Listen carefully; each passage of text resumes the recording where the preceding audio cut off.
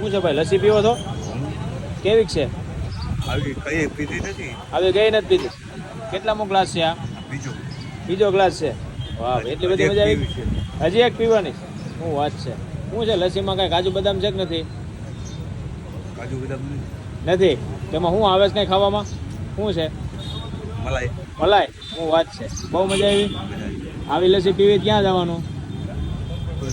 તુલસી પાન હા અહીંયા આપણી પાસે હાલો લસ્સી તૈયાર છે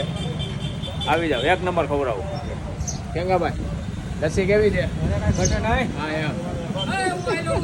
હાલો આવી જાઓ હાલો તમે બાકી હતા હાલો